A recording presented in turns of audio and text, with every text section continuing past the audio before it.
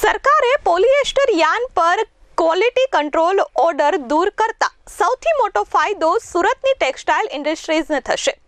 QOCના અમલથી quality yarn આયાત થઈ શકતું ન હતું। બીજી તરફ સ્થાનિક લેવલ પર યાનના ભાવ સતત વધતા હતા। આ બાબતે ચેમ્બર દ્વારા 60 વખત રજૂઆત કરવામાં આવી હતી। 2 વર્ષ બાદ સરકારે QOC હટાવી દેવાનો નિર્ણય કર્યો છે, જેના કારણે યાન 10 થી 35% સસ્તું થશે। બીજી તરફ આના કારણે વિવિંગ ઇન્ડસ્ટ્રીઝમાં આગામી 5 વર્ષમાં 45,000 કરોડ રૂપિયાનું રોકાણ પણ થવાની શક્યતા છે। સરકારે 2023માં મેન મેડ ફાઇબરના key raw materials PTA MEG ઉપર ક્વોલિટી કંટ્રોલ ઓર્ડરનો અમલ લાદ્યો હતો। ત્યારબાદ ઓક્ટોબર 2023થી પોલિએસ્ટર યાનની પ્રોડક્ટ FDY, POY, IDY પર પણ ક્વોલિટી કંટ્રોલ ઓર્ડરનો અમલ કર્યો હતો, જેથી bureau of Indian standard certificate હોય તે જ આ મટીરિયલ્સ વેચી શકે તેવો ઓર્ડર હતો। આ નિર્ણય ઐતિહાસિક છે। હવે ભારતના એક્સપોર્ટનો $100 બિલિયન જેનાથી વધારે એક્સપોર્ટ થવાની સંભાવના છે। સ્થાનિક લેવલ પર હાઈ વેલ્યુના ગાર્મેન્ટ લોકો બનાવશે।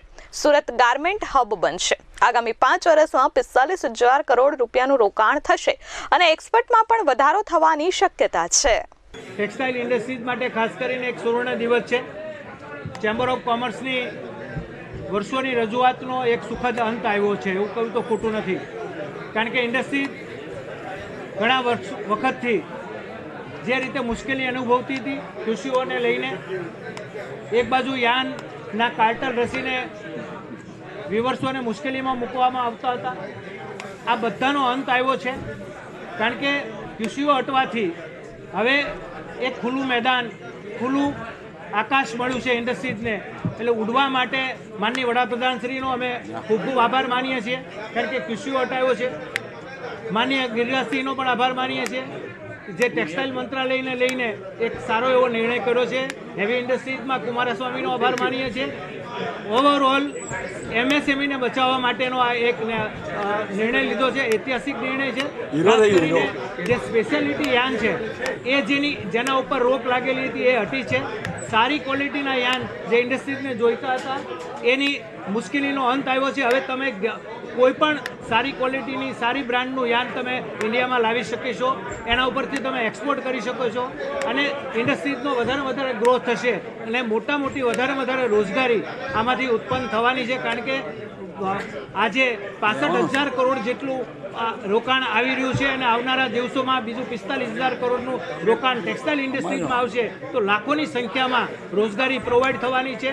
અને ઘરેલું જે ઉત્પાદકો છે એમને પણ અમારી નમ્ર વિનંતી છે કે તમે સારી ક્વોલિટીનું યાન અને સસ્ટેબલ યાન આપવાનું શરૂ કરો અને જે સ્પેશિયાલિટી યાન છે એ યાન પણ બનાવવાનું શરૂ કરશો। અમે એક પણ ટેબલ ઉપર બેસીને એમની સાથે પણ ચર્ચા કરવાના છીએ। આત્મનિર્ભર ભારત એટલે ભારતના તમામ ઉદ્યોગો એક સાથે વધારે ગ્રો કરે, પછી પ્રોડક્શન કરતા હોય, ટેક્સટાઇલ ક્ષેત્રમાં હોય કે વિવિંગ ક્ષેત્ર હોય, તમામ ક્ષેત્ર વધારે આગળ વધે એ માટેનો સરકારનો જે અભિગમ છે એને અમે વધાવી રહ્યા છીએ।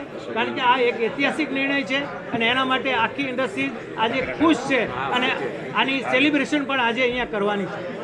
કેમેરામેન મુન્ના મલબારી સાથે ધરતી પટેલ, S24 ન્યૂઝ, સુરત।